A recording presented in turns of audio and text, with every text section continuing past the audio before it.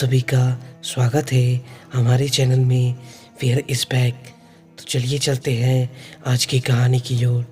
दोस्तों, यह कहानी हमें प्रिया ठाकुर ने भेजी है, जो कि राजस्थान की रहने वाली हैं। तो आइए इस कहानी को जानते हैं। यह किला बहुत पुराना है। जैसे कि सभी दोस्त सोचे थे कि रात में उस किले में कौन ठहर सकता है, जो रात को रुकेगा वही सबसे बहादुर होगा। और सभी ने रात को प्लान किया, हम सब उस पुराने किले में जाएंगे और अलग अलग उस किले में ठहरेंगे। जो भी सुबह तक उसमें रुकेगा वह जीतेगा। यह शर्त लगी थी। जैसा कि तय था, सभी लोग उस किले के बाहर खड़े थे और रात होने का इंतज़ार कर रहे थे। जैसे ही रात हुई, सब लोग अंदर गए और अपने हिसाब से कमरे में रुक गए और उन्हें रात भर यहीं पर रुकना था और सुबह होते ही सबको बाहर मिलना था। जो डर के घर चला जाएगा वह हारा हुआ माना जाएगा। 1 घंटा ही बीता था। उनमें से 2 दोस्त के पास रात में कुछ अजीब सी चीज़ आई और वो डर के मारे भाग गए वहाँ से। और अब 2 ही बचे थे। जब उन दोनों की आवाज़ सुनी तो वह भी डरने लगे, पर जब अंदर आ ही गए तो रुक जाते हैं, ऐसा उन्होंने मन में सोचा। वह दोनों किससे डर के भागे थे? वह दोनों अलग अलग कमरे में यही सोच रहे थे। तभी अचानक ही उस किले में ठंड बढ़ने लगी। जबकि मौसम की बात करें तो गर्मी के दिनों में ठंड आना कोई आम बात नहीं थी। उनमें से एक दोस्त के पैर से कुछ टकरा गया और वह भी वहाँ से डर के भागा और ज़ोर से चिल्लाते हुए बाहर आया। अब अंदर सिर्फ एक ही बचा था।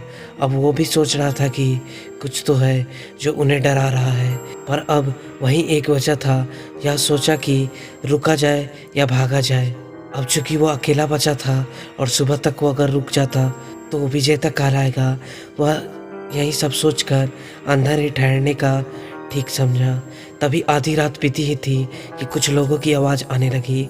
आवाज़ों से ऐसा लग रहा था कि वो लोग लड़ रहे हैं।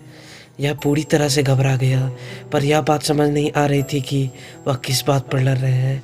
सोचा कि कहीं ये चोर तो नहीं है जो अंदर आकर छुप गए हैं और अपने हिस्से के लिए लड़ रहे हैं, और कहीं उन्होंने मुझे यहाँ देख लिया तो मुझे नुकसान पहुँचा सकते हैं। चुपचाप बस बैठा वहीं सोच रहा था कि यह कौन है। तभी उस किले में अचानक बहुत रोशनी हो गई, पर ये रोशनी नीचे ही थी, क्योंकि ऊपर के कमरा में तो अंधेरा ही है। जब बाहर निकल कर देखा तो उस हॉल में कोई नहीं था, पर ये रोशनी कहाँ से आ रही थी कुछ समझ नहीं आ रहा था। अब मेरी हालत और भी बुरी हो चुकी थी। क्या करूँ समझ नहीं आ रहा था।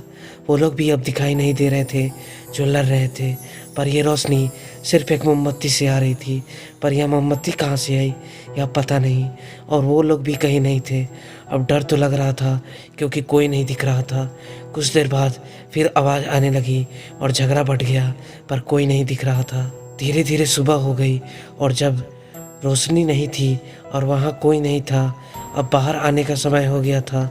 सभी दोस्त अपने घर पर थे और काफ़ी डरे हुए थे। जब उनके सामने वह गया तो वह कहने लगे, तुम बहुत बहादुर हो जो सुबह होने पर आए।